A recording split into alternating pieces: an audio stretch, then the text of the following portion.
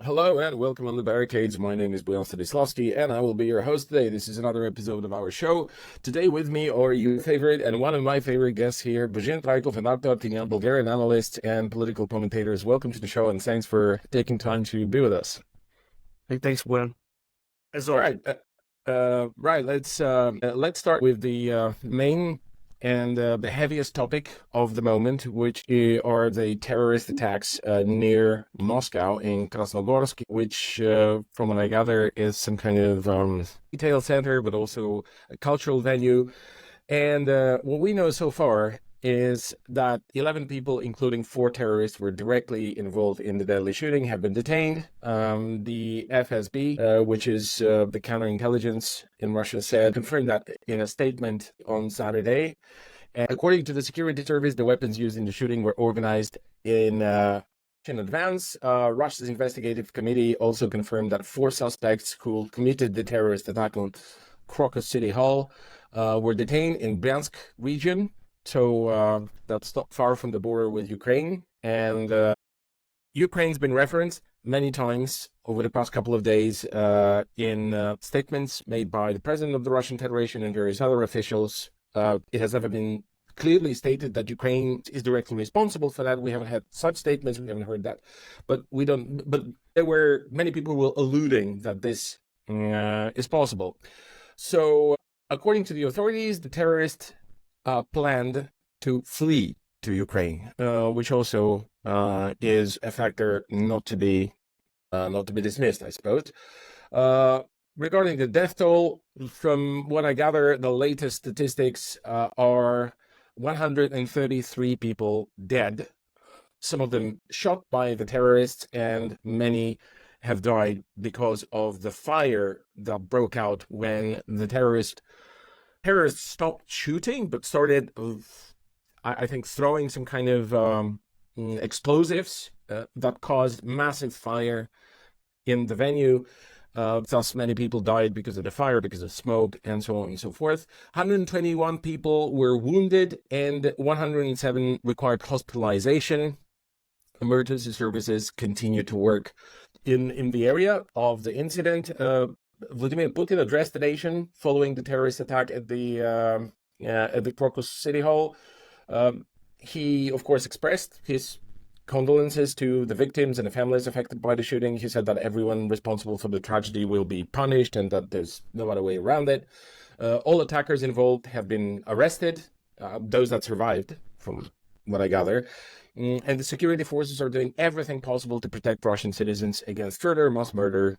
That's quote, actually a direct quote from his statement from, let me see, I think the statement was delivered on Saturday. All right, so what is also important is that the editor-in-chief of RT, the media that's banned all across Europe and the collective West, but still accessible if you really want to go there, Margarita Simonyan, she is a very influential figure in Russia, in Russian media, and she was pretty straight up about it, that Ukraine is actually responsible, and she made a long statement in various on various profiles of hers in the social networks, where she said that she knows exactly, we know, that's the phrase she used, we know exactly we know exactly that Ukraine has inspired these attacks and so on and so forth. And she spoke in a very kind of emotional way about it. And she said that the terrorists that have been captured, that they have been singing since their detention, their interrogations, and so on and so forth, and that everything is clear. She cannot say everything in a very direct way because, of course, of the investigation that's still ongoing. But this is basically her suggestion, and this suggestion is very clear. I mean, it doesn't really leave any room for any kind of interpretation. And the fact of the matter is, Maria Simonyan, she does have a record of making certain mistakes, especially when she gets this kind of emotional upheaval that she seems to be in, and she seems to be in one at the moment. But, if you put together what Putin has said, other officials have said, Margarita Simonyan's statements, some comments from people like the ex-CIA analyst Larry Johnson, who could, again, I mean, he said pretty much the same thing, similar to what Margarita Simonyan explained. And there are, of course, other people. I mean, if you go to to platforms like X or Telegram channels, you will see many entries where people are trying to make the point that there's no other way, that it could have only been Ukraine, and that it doesn't make any sense for ISIS to act against Russia in this kind of manner, in an independent way, and so on and so forth. Arto, I'd like to hear your thoughts first. Well, I mean, Boyan is first, a lot of the whole world, basically, or most of the world, has expressed condolences, and I'd like to express my condolences as well for the huge loss of life, basically, of concert goers. And it's a terrible, essentially, a war crime. I mean, but my thought is, the first thing is, I think with such events, we can't expect a clear chain of evidence pointing to the people who did it, because there's a distinction between the shooters and those who ordered the attack and coordinated the attack, and et cetera. And I think we will never probably obtain clear evidence chain of who really is behind. Just the way when the pipeline was blown up in the north of Europe under the Baltic Sea, there will never be a clean chain of evidence. There won't be a PDF document with a signature, or a video of. Well, unless they find a passport. I mean, that's right. Unless they find a passport, or there'll never be a video of the divers going underwater and placing the explosive with a patch of the flag of the Navy that they represent. But I think in these situations, reasonable people always ask the question: who is capable of such an attack? If the attack is very complicated or effective, or if it's effective, that means it's coordinated. And if it's coordinated, that means it's professionally planned. And if it's professionally planned, who has the capacity to professionally plan large-scale terrorist attacks like this? In a society which is currently at war, which already has high security throughout its capital region. So I think we always have to ask the question, who benefits from such an attack? And it's clearly not ISIS. Because ISIS, we must not forget, is essentially a defeated terrorist force, paramilitary force, maybe it's a more accurate way to say, which was created in the aftermath of the 2003 invasion of Iraq and emerged from the ruins of the Iraqi military.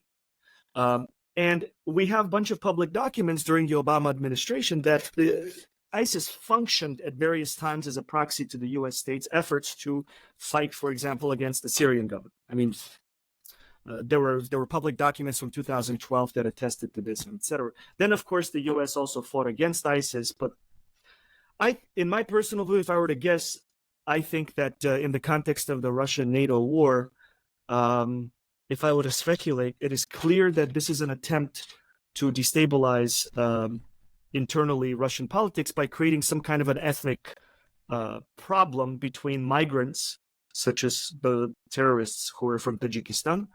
And there are a lot of migrant people from the from the post-Soviet republics like Tajikistan, Uzbekistan, etc., similar to many other patterns like immigration from Latin and Central America to the U.S. You have similar immigration patterns in Russia from those post-Soviet republics.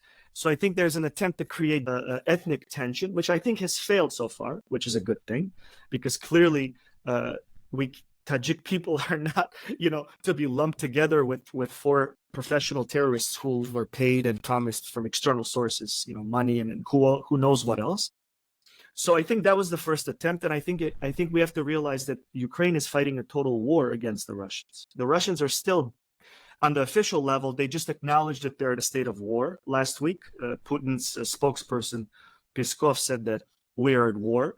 Whereas I think from the Ukrainian and from NATO's side, they're fighting already a total war against the Russian Federation, which means there's no distinction between civilians and military when you fight a total war. And I think if we think about it this way, I think it's entirely possible that this could be part of that total war, which no longer distinguishes between civilians and military forces.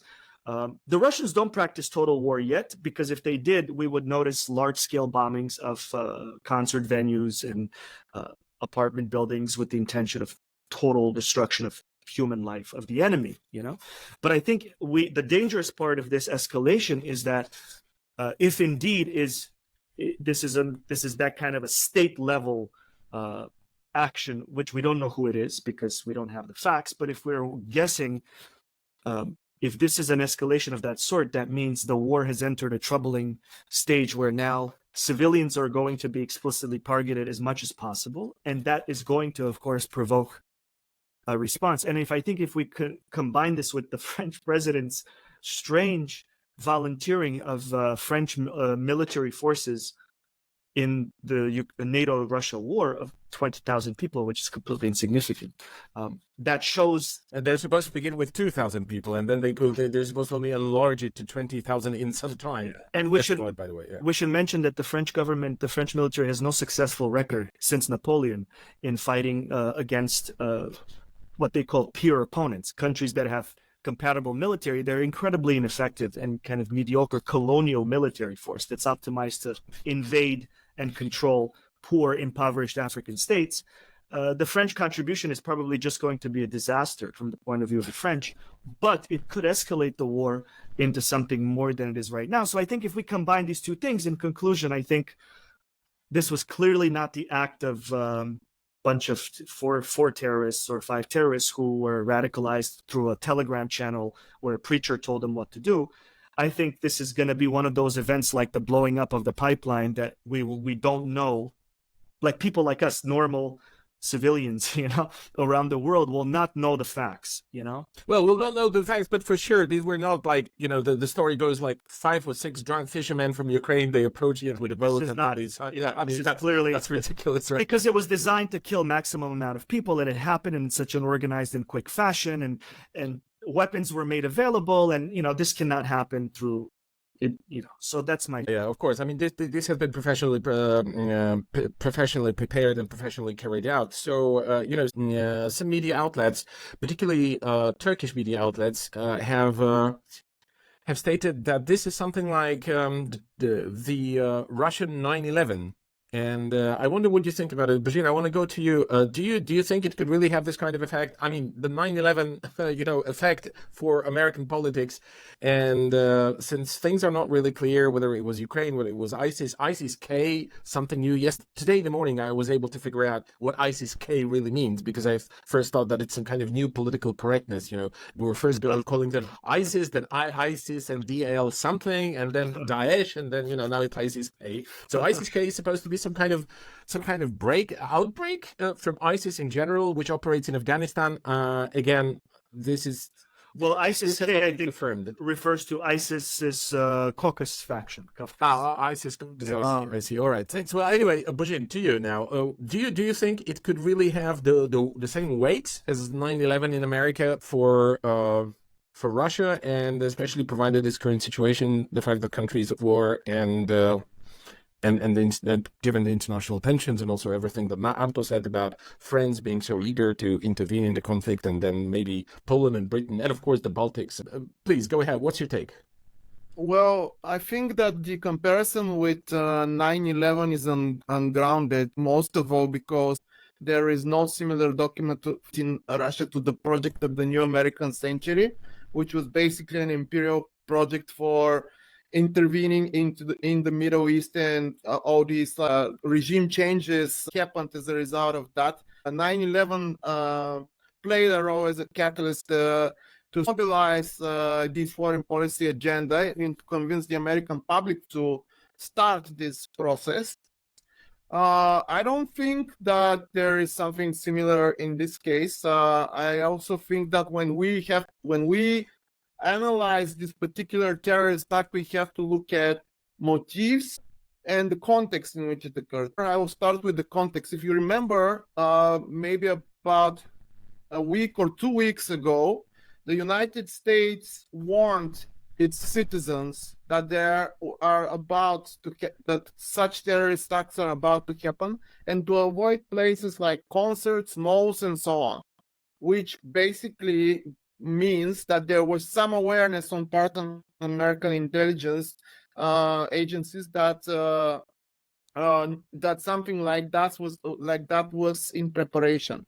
Well, of course, the idea was that this is going to happen before the elections or during the elections to foment some kind of fear and to try to change the results of the election and so on. It happened exactly about 4 or 5 days after Putin's new re-election. So this is one thing. Then right away after this terrorist attack, the United States and Britain start jumping and putting and pointing the finger at ISIS. Saying that ISIS is responsible. Now, if probably everyone is aware that listens here that ISIS is always taking the responsibility for any kind of terrorist act. I guess ISIS to do that when it comes to like non-Muslim regions and states. And so what the signature to me, this doesn't really look like the signature of ISIS. The perpetrators were caught. The ones that were caught right away. They started talking right away. And they're singing, right? That's what we know from Margarita Simonian. I think she's right. There is no suicide bombing. The other thing that I want to go to what Arto pointed out, and I think is really very, very important. It is the nationality of these people, that they are from Tajikistan. I don't think this was very well planned off to kind of divert the attention from the usual suspect, which of course would be Ukraine, because they are really engaged in total war. And we can start with Dugina's assassination, the daughter of the philosopher Alexander Dugin, and other types of terrorist assassinations that are happening, like targeting civilians. Well, of course, they are not just your regular civilians. These are influential, intellectuals or commentators, and so they could be considered targets that are, not just random people, but in this case, you have absolutely no such thing. You have a murder of innocent civilians. This ethical tension that I think was one of the major objectives of this, to create some kind of ethical tension between Russian citizens who are, the Slavic population, and the Muslim Russian citizens. There are many of them, because there's a big percentage of the population that is Muslim. So this kind of rift, this attempt for creating some kind of rift like that, and also this reminds me of the recent hero that the West is blaming Putin on and his demise, Navalny, because Navalny was kind of advocating confrontation with the Muslim population, referring to them as cockroaches on television while he was running for political office. And when you think that Navalny, for the most part, is a person who was very close to the foreign intelligence, to such agencies like the CIA, for example, and maybe MI6, a person very, very close and perhaps like an asset. This new thing now kind of seems to have the same objective, some kind of like creating some kind of implosion within Russian society. Whether this will be 9/11, I really doubt it, because Vladimir Putin is not known for emotional responses. He's has been quite reserved in situations like that, including when the Chechenian terrorist groups did this terrorist act in a theater in Moscow, if I believe, but that was two decades ago. Similar kind of a situation. By the way, can I interrupt you here? Because I think it's pretty important to note certain facts when it comes to the incident that you mentioned from, I think it was the theater on Dubrovka, like 20 years ago or something like that. Exactly. And then before that, we had another terrorist attack in, I can't remember what it was, in Moscow or in St. Petersburg right now, but two blocks of flats. Yeah, exactly. 2 blocks of flats were taken down, and I don't know whether you remember that. I mean, I'm sure you do, but I'm not sure whether everybody in our audience does remember it. that everything was blamed on Putin at that time. You remember that? Like, Putin blew up those two blocks because he had to find the pretext, reason to actually escalate the war in Chechnya at that time. And I think this is absolutely ridiculous. And I'm making this observation here now because I feel that many people across Europe, you will see that many people repeat the same narrative. Now that Putin has blown up this or has organized or staged this false flag or whatever fake attack in order to find pretext to escalate the war in Ukraine. Now, I want to tell you, to those out there who actually share this kind of entertain this kind of interpretation, that this makes no sense whatsoever. Putin was able to escalate the war whenever he wanted without any pretext or reasons. No one was stopping him. The public opinion was not against it. On the contrary, pretty much as now, when it comes to the war with Ukraine, the public opinion is much more hawkish than the president actually is. And same goes for this. Like, why would Putin actually be, I mean, what was Putin going to achieve? Like, if we assume that there is a pinch even of logic in the kind of interpretation that Putin would stage this thing in Krasnogorsk the day before yesterday. Why? Like, what is he supposed to be getting from it? Arto, I want to hear your take about whether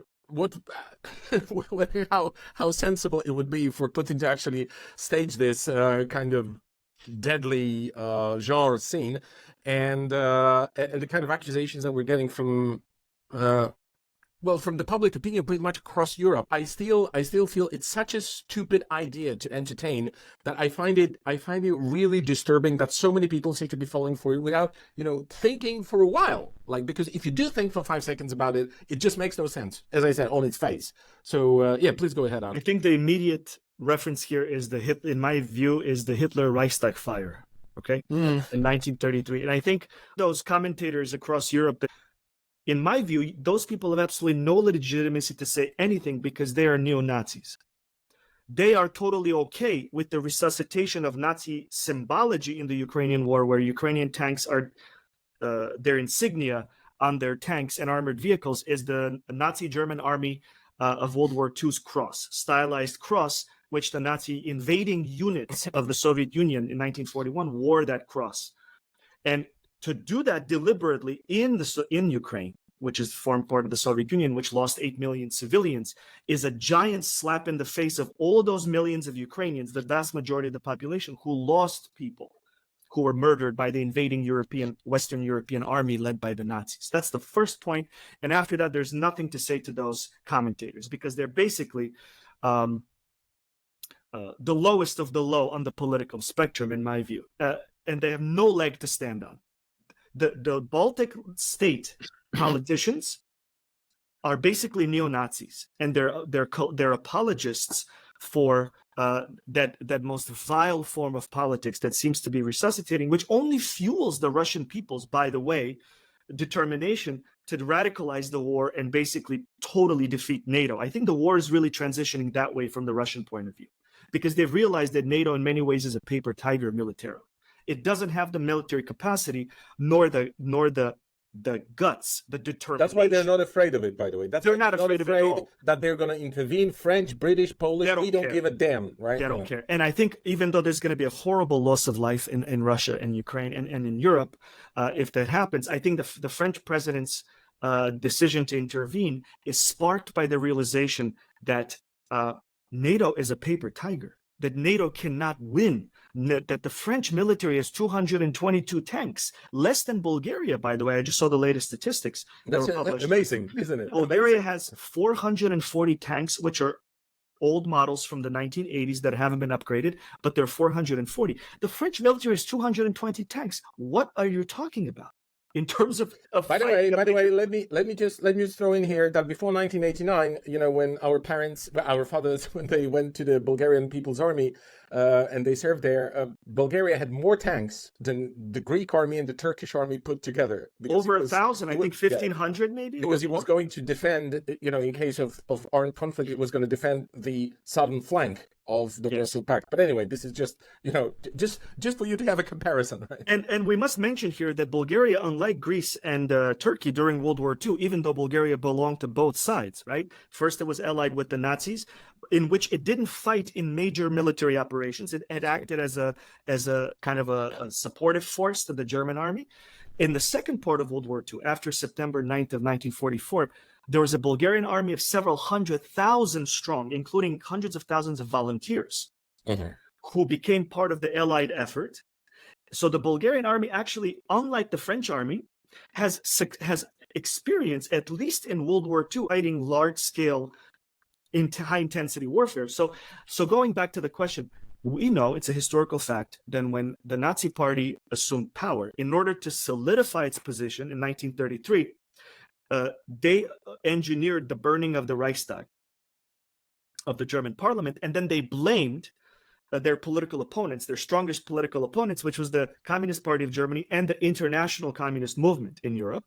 I think they arrested a young Dutch communist, and who was executed, right, as the perpetrators. And then they arrested Georgy Dimitrov, the Bulgarian prominent communist who was the head of the, who was very active and eventually head of the Communist International. And there was the famous Leipzig court trial where even the Nazi courts absolved Dimitrov and his co-defendants from any guilt. But the point is, in European imagination, there's of the imperialists' imagination, this is an old trick to burn, to commit some kind of a massive public kind of crime, like the burning of the parliament building or a mass terrorist attack which kills hundreds and thousands of civilians, and then you blame like your direct political enemies of doing it. So in this case, what would be the logical reason for Putin, which is this kind of personalization, by the way, because Putin doesn't rule. Some say the Putin. Putin doesn't rule the government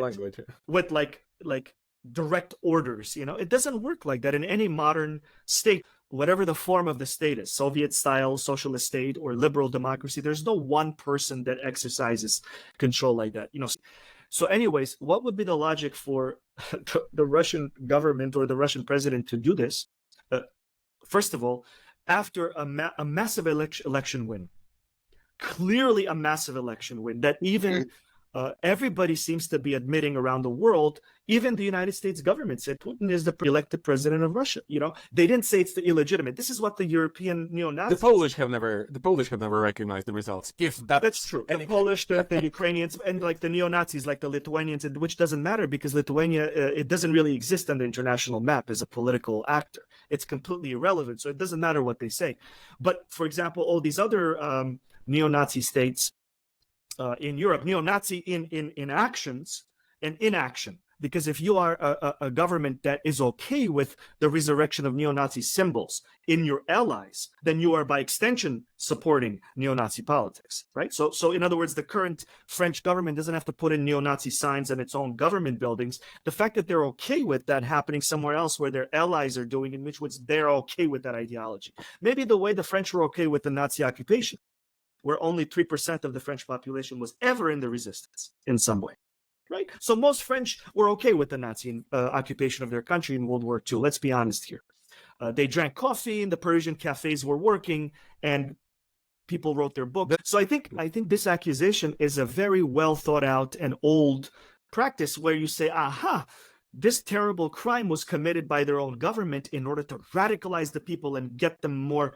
But that hasn't happened. But you don't need to do that. Like, come on. You don't look at the Russian Telegram channels. You get questions like, why aren't we carpet bombing Kiev? Yeah. Like this. Why are we using nuclear weapons against the French? And of course, the government is not doing that, which, like you said, Boyan, the radicalization is far more on the level of the population, if you will, than it is on the level of the government. So clearly, there's no connection between these accusations and the government's actions.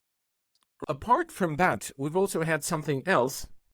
Namely, we had this barrage of missiles at Crimea, and from the information that's been released so far, we know that Kiev launched multiple missiles at the city, hosting key Russian naval base, Sevastopol, which which is, from what I gather and from what the Russian media is saying, the largest attack of this nature on the Crimean Peninsula.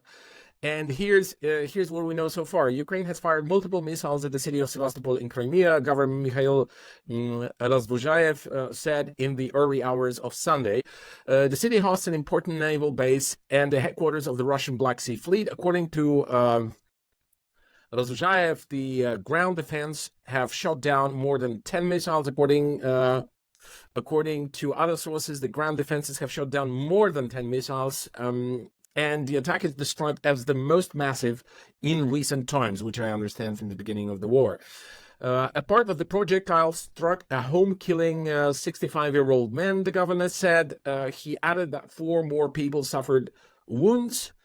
And unverified videos posted to Telegram show bright flashes in the sky and several large explosions on the ground. Ukraine has repeatedly targeted Crimea, attempting to strike Russian naval assets with missiles, UAVs, and seaborne drones.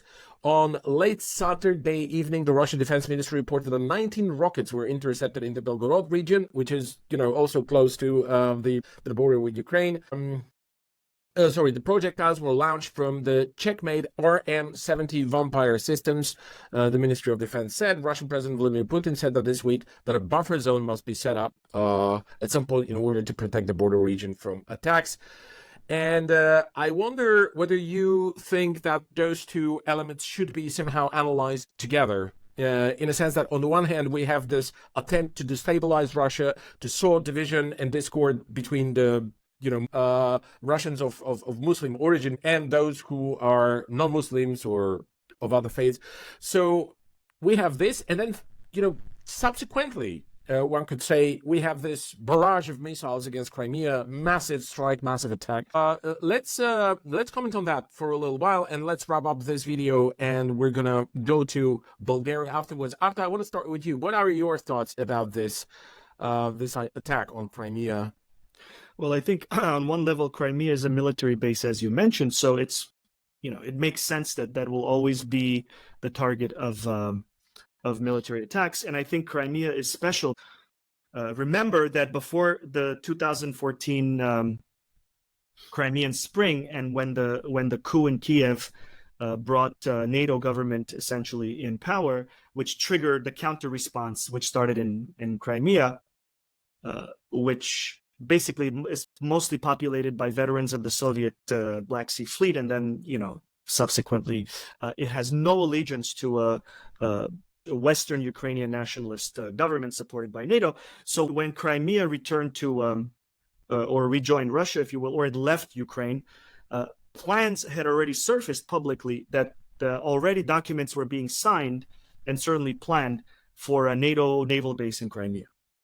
So Crimea is like always the major target for any military force, because whoever controls Crimea automatically exerts control over the Black Sea militarily. So I think the goal is to capture, NATO's goal is to capture Crimea and then deny access to the Black Sea on part of Russia, which is basically one of the major reasons for this war. And to that extent, I think Anglo-American, because the United States and the United Kingdom are the major planners of the war on the Ukrainian side, their military planners are always going to try to destroy Russia's military bases in Crimea as much as possible. So I think that's what explains those attacks. I think the Belgorod things, those are purely terrorist attacks in the sense that the bombs and the rounds that hit the city of Belgorod, that's just indiscriminate terror bombing, basically. So yeah, I think that is more close to a parallel with maybe what happened in Moscow in the sense of an attack against civilians. Whereas I think the Sevastopol thing is just an attack. In some way, they're imagining they're preparing an invasion of Crimea or something down the line, or at least denying the Russians the ability to use Crimea as a military base. But that doesn't work because Crimea also has the heaviest air defenses, in the sense that such missile tactics, many people have written about this, don't work because that's where the heaviest air defenses are. So occasionally you can have 100% success in any military system anywhere in the world, but missile attacks against Crimean military bases are always going to have a marginal effect against those military targets. But bombing civilian apartment buildings who are not going to be protected as well, because you have to allocate resources, right? You only have a finite amount of air defense, so you're going to prioritize military bases defense over civilian buildings, because civilian buildings have no military value. You can destroy the civilian buildings, and that's not going to make the other side necessarily surrender. We know this from World War II and the bombings of Germany, which was large-scale terror bombings of civilian targets by the Allied air forces, right? Of German citizens. The intent was to kill maximum number of German citizens, according to the bomber Harris, the commander of the British bombing forces. And that had the opposite effect. The Germans actually decided to fight more against the English and the Allies because their homes were destroyed. So, All right. Okay, Bozhin, your take. I think terror tactics has been the kind of the main way of fighting this war on the Ukrainian side, since Ukraine's realization that they are incapable of winning any major battles on the battlefront. I doubt that this kind of tactic could have been developed and decided solely by the Ukrainian military or Ukrainian government. Definitely agree with Arto that this war is led by CIA, intelligences, especially with the US in having a leading role. Perhaps the idea was that while Russians are preoccupied with the strategy in Moscow, they could take advantage. The Ukrainians can take advantage attacking Crimea. Maybe that was the thinking. It's quite naive to be thinking that this could lead to some sort of a major implosion within the Russian society. You know what this reminds me of? There is this constant attempt to convince the American public and Western public in general that somehow Vladimir Putin is this usurper of power whose dictatorship has stifled the Russian people into accepting him as their ruler, and denying any kind of possibility that Russian people in general voting for Vladimir Putin in this manner, in this categorical manner, actually do feel that this is the person in charge of a government who is now really catering to the security and to trying to guaranteeing the survival of the Russian people as a whole. And there's no even thinking on part of Western commentators that perhaps the Russians are viewing this war as a war of defense. So this More than anything, rational. That's true. Okay, let's wrap it up here. Thank you, Arto. Thank you, Bozhin. It turned out to be a longer conversation than we anticipated in the beginning and longer than we had planned. But nonetheless, I hope it was interesting. So to all our viewers and listeners, thank you very much. And last but not least, make sure to also visit us on Rumble and Odyssey, where we also have accounts and where we publish our videos. So thank you very much, and see you in the next episode.